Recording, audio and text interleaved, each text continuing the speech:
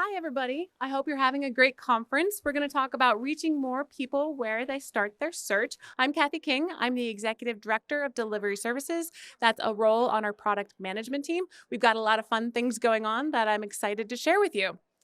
So, first question: do you want to reach more of your library users where they start their search? I think that's a bit of a rhetorical question. All of us want to reach more people. And we all know that research journey takes many different paths, right? So users don't always start with the library. They start on Google Scholar, Google, I don't have to tell you this, sometimes in Amazon, Goodreads, etc.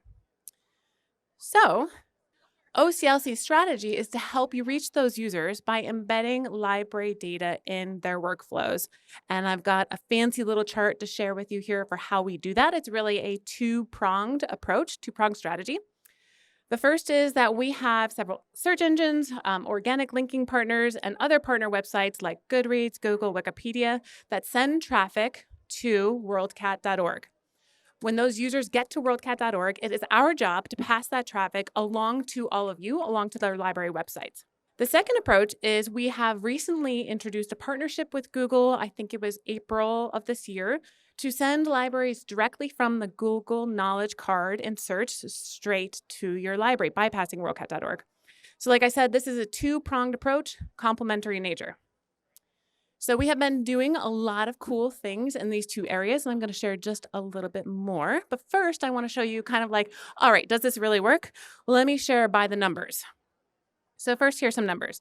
So worldcat.org gets an average of 700,000 clicks each month, split across mobile and desktop. It's completely reimagined. I'll share some of those screens and what we've been up to there. And as I mentioned, we just launched mid-April, see I was right, this Google program. And we have more than 500,000 clicks to libraries from Google Search. So that's directly from the Google Search into your library. We are actually the largest partner for Google. We send them the most amount of data, so it's a great relationship with them. So let me talk to you a little bit about the worldcat.org project. We reimagined and launched that project August of 2022. We had a couple of goals. First goal is we wanted to reach more people through a mobile-friendly sort of interface. If you had been on worldcat.org before August of 2022, you would have noticed there's no mobile website, and that's not great because most people are searching on their mobile phones at some point in their research journey. We wanted to also redesign the site to get users to your libraries. We wanted to enable libraries and users to engage with resources in a deeper way by creating resource lists and curating lists, and I'll share a couple of examples there. And we also wanted, because of, electronic is important, we wanted to connect users with electronic resources, not just print resources. So these were sort of the four guiding principles of the project when we reimagined it.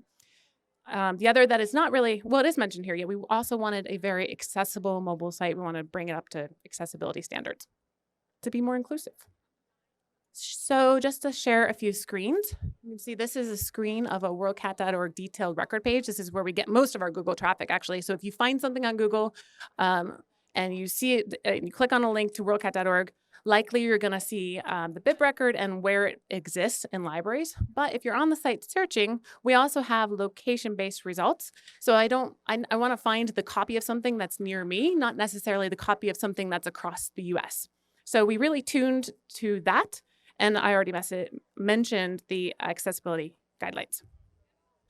I also mentioned that we wanted to open up that whole mobile channel. So we made the site responsive in nature so that if you come to worldcat.org on your phone through your Safari or Google browser, it will, do what you expect it to do, show up a nice mobile-friendly experience. And we also just recently launched a mobile app. So I think that was maybe 2 weeks ago. We put that in the App Store, and we're sort of slowly rolling that out. So you can check out our mobile app. We're calling it WorldCat Find. Here are a couple of screenshots. I always like pretty screenshots. So, all right, so what did we do for libraries? So we introduced a library information page, and we also introduced this ability for you to create staff library accounts. So you can go in there and create lists for your users branded by your library. So I can create, if I work for the New York Public Library or if I work for the University of Pittsburgh, I can create a list for the University of Pittsburgh and share that on social or share that with my users. Let's see, here's an example of that. It's very small on my screen, but I think this is an example of some lists that libraries have been in there and they've created some things. They've created their staff accounts. We've got a music library who created a list of resources for their music patrons, and just another example of the library page. So check that out. Okay, I also mentioned that we were focused on e-resources. So we really wanted to help users find e-resources. So if you have your KB holdings up to date, then library users will be able to find those e-resources. We look at if you're on campus, we'll show an even better experience for your students. And we elevated the resource sharing link. So if you can't get something or if it's not in your collection, you can still get it through the resource sharing network, which is really great. Along the same theme, we also highlighted open access resources. We want to teach people that open access resources are a thing, that they can kind of click right to them and get those items. And a couple of examples about how we get traffic from Wikipedia. This is just an example where we've got a tiny little OCLC number. You think like, who's going to click on that? We get actually over 1 million visits from Wikipedia every single year. So they're a large traffic driver. Same with Goodreads. So Goodreads, any Goodreads fans here? Yeah, same. So yeah, if someone's on Goodreads, they don't necessarily have to buy it on Amazon, right? They can get connected with their local library. And that's through a partnership that OCLC has with Goodreads. And then I mentioned this new program where libraries are actually being surfaced on the Google search page in the Knowledge Card. Here's just an example of that. So someone searched for Field Guide to Carnivorous Plants.